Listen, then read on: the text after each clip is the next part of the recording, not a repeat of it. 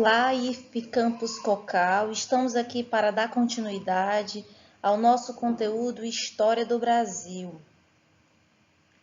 Essa semana com a família real no Brasil. Professora Ariane, sejam bem-vindas. Não canso de repetir da importância da leitura do nosso livro didático. Então, procure o nosso conteúdo no livro didático e reforce a nossa aprendizagem. Só um lembrete, estamos estudando História do Brasil. Já passamos pelo processo de colonização com a economia do Nordeste açucareiro. Alcançamos a colonização no ciclo da mineração, que foi o apogeu do sistema colonial no Brasil. Agora partimos para a chegada da família real, ou o período joanino, que significou o início do processo de independência do Brasil, ao qual chamamos de crise do sistema colonial. A chegada da família real, ou o período joanino, é o momento em que a família real portuguesa transfere a sede do reino para o Brasil, para a sua colônia na América. E qual foi a causa dessa mudança tão repentina e tão importante?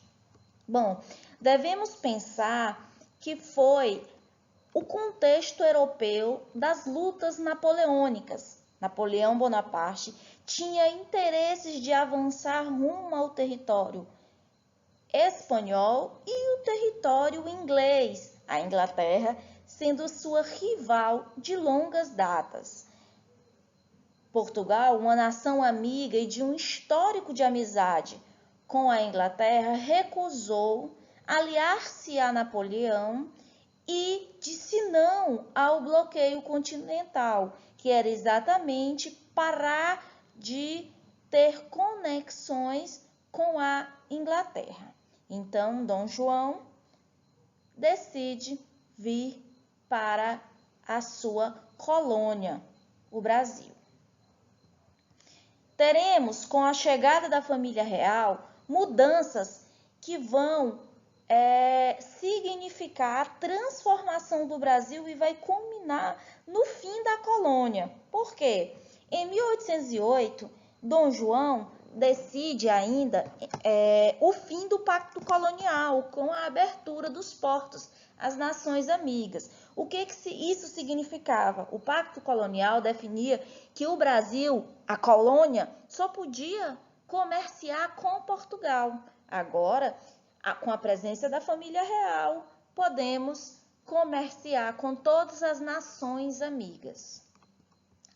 Teremos ainda, em 1810, o Tratado de Comércio com a Inglaterra, que é um tratado que estipula uma aliança de amizade, uma aliança e amizade, vai instituir a proibição da Inquisição no Brasil, lembrando que a Inglaterra ela não é católica, ela é protestante. Então é importante esse tema para os ingleses para estabelecer um pacto com o Brasil, com o reino agora na colônia.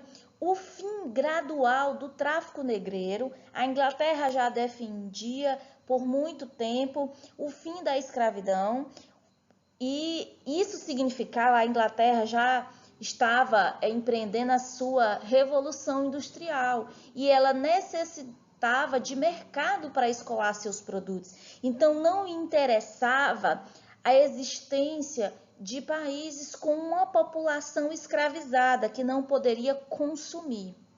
E o que é mais importante nesse tratado comercial é que os produtos ingleses tinham vantagens em relação a outros países, né? As taxas alfandegárias eram menores para os produtos ingleses. Esse período vai marcar a transformação do Brasil. Se tínhamos uma colônia não urbanizada, um Rio de Janeiro precário, que é onde vai se instalar a família real, é necessário agora trazer infraestrutura para esse lugar. Afinal de contas, a família real está habituada a um espaço urbanizado de Lisboa, né? A referência deles era Lisboa. Para vocês terem uma noção, a situação era tão precária no Rio de Janeiro, a cidade não tinha condição de receber a corte, que várias famílias foram desapropriadas, foram forçadas a sair de suas residências para dar lugar a essa corte. E não era pouca coisa, não. Foram muitos que vieram acompanhando a família real. O que mudou, né, no Brasil naquele momento? É a elevação do Brasil a Reino Unido de Portugal e Algarves. Essa mudança vai ser significativa para o nosso futuro, porque o Brasil não é mais uma colônia. Nós somos Reino Unido. É como se agora fizéssemos parte de uma coisa só. Agora era Portugal associado ao Brasil. Éramos um Reino Unido. Então a gente é elevado, né? Nós somos elevados. A urbanização do Rio de Janeiro, já que é sede do reino, né?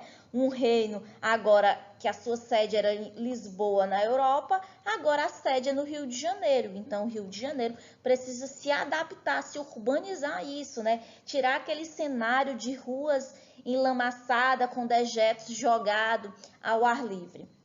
É também um empreendimento, Dom João investe na Biblioteca Real, que hoje é a nossa grandiosa Biblioteca Nacional, ainda com um acervo belíssimo, o teatro, né? A Escola de Medicina, o lindo Jardim Botânico, que era a paixão de Dom João, o Banco do Brasil, que foi fundado nessa época, a imprensa, algo bastante importante, porque vocês lembram era proibido a imprensa na colônia, exatamente para impedir a circulação de notícias contra a metrópole Portugal.